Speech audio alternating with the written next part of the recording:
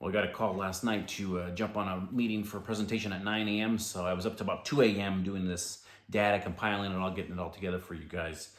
Starting off here with a notice of defaults. I updated that, haven't updated that in about 3 months. So we're watching the foreclosure market. 69 notice of defaults. Again, that's the pre-foreclosure stage. And like I've talked about before, with 110,000 single-family residential dwellings up here in the Victor Valley, that's still almost zero, still nothing to be alarmed about. The actual foreclosures that are coming back to the bank, 6, 8, 5, 9, 12, nothing at all, almost zero, like I said. So we're keeping an eye on that foreclosure market to see if anything. That's a great lead indicator to see if anything's starting to happen on the foreclosure front as the market, if the market were to really start to downturn, we would see those numbers climb up. But with no job loss, with people with tons of equity, it's still solid numbers. Again, almost zero, so nothing on that front at all. But I want to bring it to your attention. I'll send that graph out to everybody as well. This next slide I have. The inventory, 943 homes, jumped up almost another 50 again. Every week we see it continue to rise. The purpose of this graph, if we zoom in here toward the end of it there, in the pendings in green, if we're trying to translate and get information to these sellers to let them know this market is transitioning, a great number, a great indicator is that green line there. As we see the buyers continue to slow down or back off of the buying, where we were always in the neighborhood of the high to mid hundreds, 140, 170 pendings per week. Right now we're in the high 80s or low 90s per week for the last, maybe about 2 months. We've been seeing that less and less buyer activity. So another great graph for you guys to be able to translate to your sellers of what the market is doing as we have homes sitting on the market a little bit longer, if we're trying to go in for price reductions and we're trying to get the message to them. Like I said before, it's going to take everybody 4-6 months before they actually figure out the market has changed or is shifting.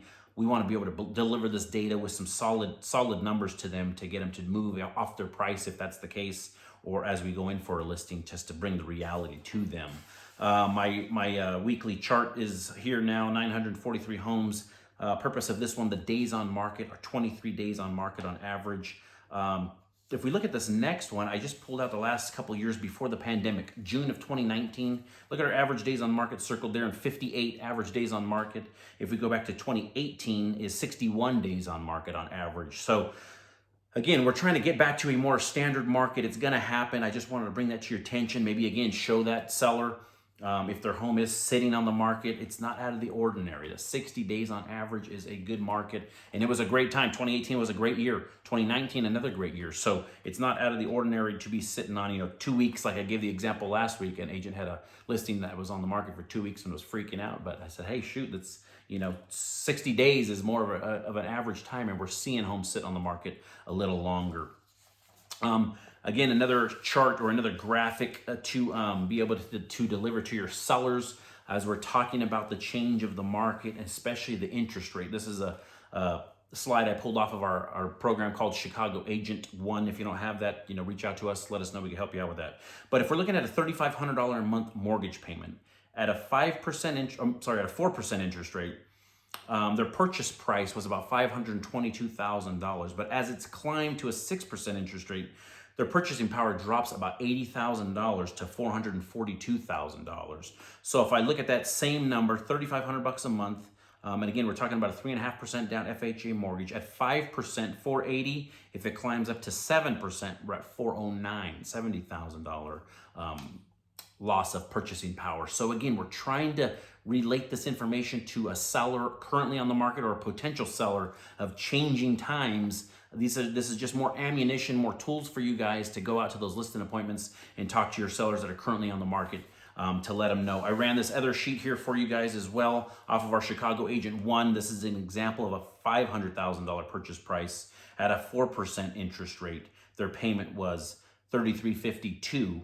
and now today at 5 3/4 at a $500,000 purchase price, it's $38.73. $500 difference in purchasing or a payment. So again, their purchasing power drops, their payment increases massively if they're still trying to purchase that same price of a home. So just some more ammunition for you guys. I hope this stuff is helping you out on your endeavors out there. If you have any questions, comments, complaints, let us know. But the numbers don't lie, and I hope you guys are using this stuff to your benefit.